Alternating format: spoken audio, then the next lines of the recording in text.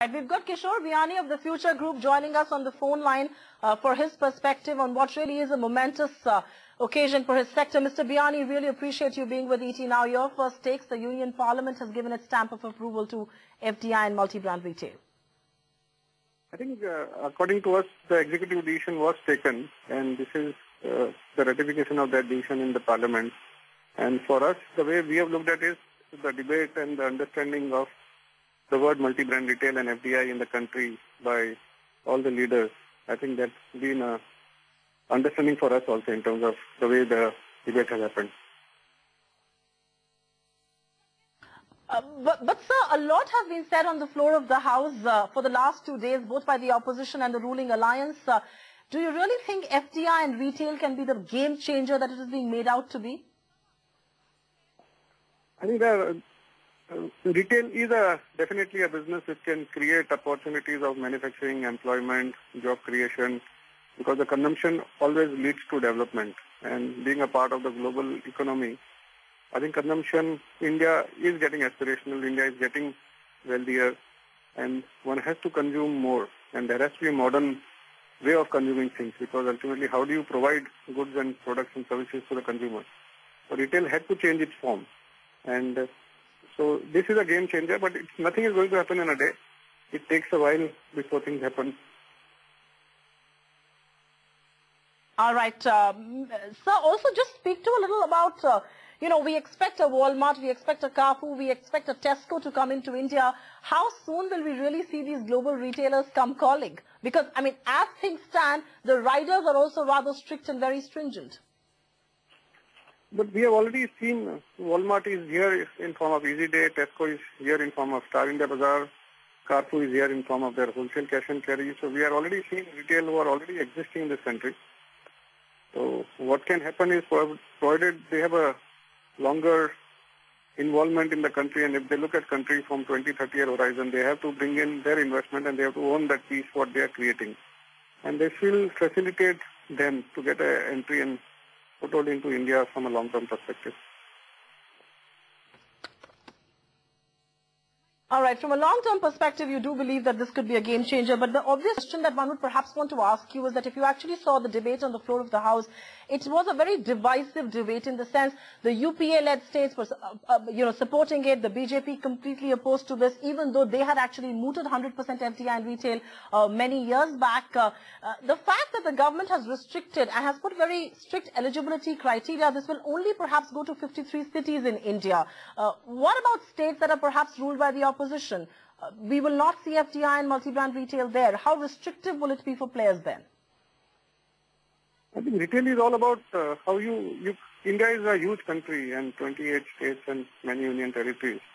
So as a retailer, we can see convenience stores coming into cities like Mumbai. We can see them coming into Delhi where FDI is allowed. And you start with cities, you make a geography plan accordingly. And one can keep on moving on from there. Also, so the important question is that the government, because it wanted to ensure that there is a lot of SME sourcing that happens in India, is talking about 30% mandatory sourcing from SMEs for these companies that come in. How restrictive is that? And is that something that, that is not something that one sees in other global countries that allow FDI and multi-brand retail. Won't that be a restrictive clause as well? I think nowhere in the world we have heard the word called multi-brand retail. So retail is always looked at in form of convenience stores, supermarket, hypermarket, departmental stores, home stores.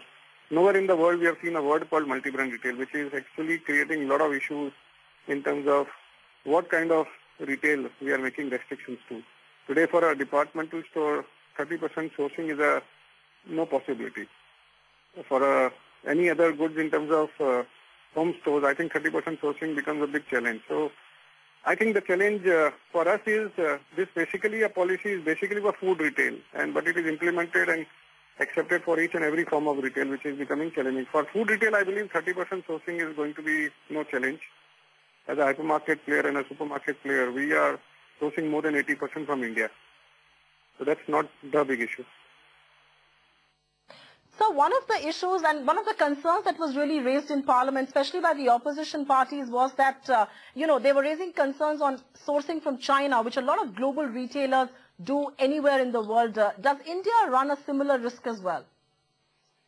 To be very honest, hypermarket, supermarket sells 60% of the sales comes out of food, and food is always local. Nobody sources food globally.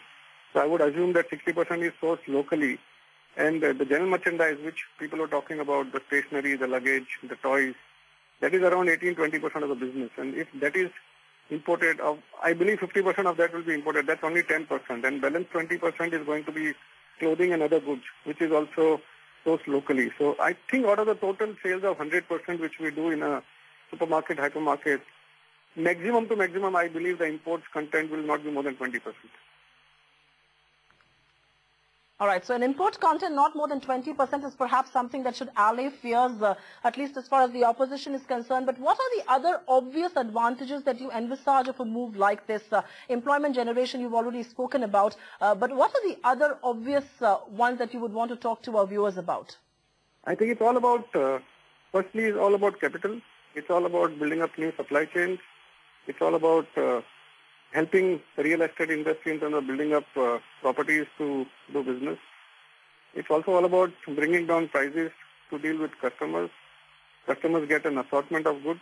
They can make their life more better with a lot of goods available to them at much, much lower prices.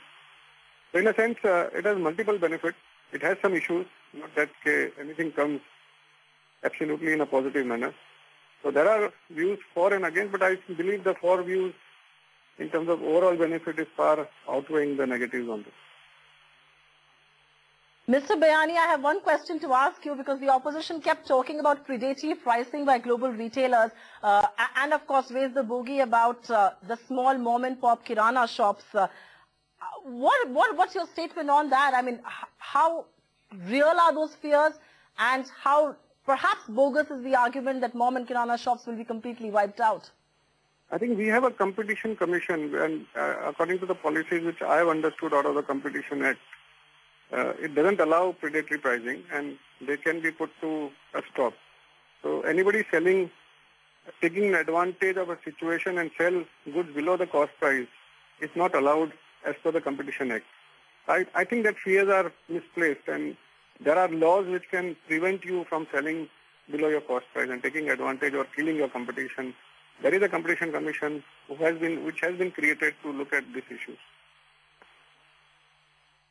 All right, the Competition Commission could perhaps look at issues, obvious benefits of multi-brand retail or retail, FDI and retail, like Kishore Biyani keeps pointing out. It is in multi-brand, it is retail like it is in the rest of the world. We appreciate you joining us on Rush Hour with all of those details and your perspective on FDI and retail. It really is a momentous occasion, because this is perhaps one of the most crucial and controversial policies of the government, a reform measure that it really stuck its guns to.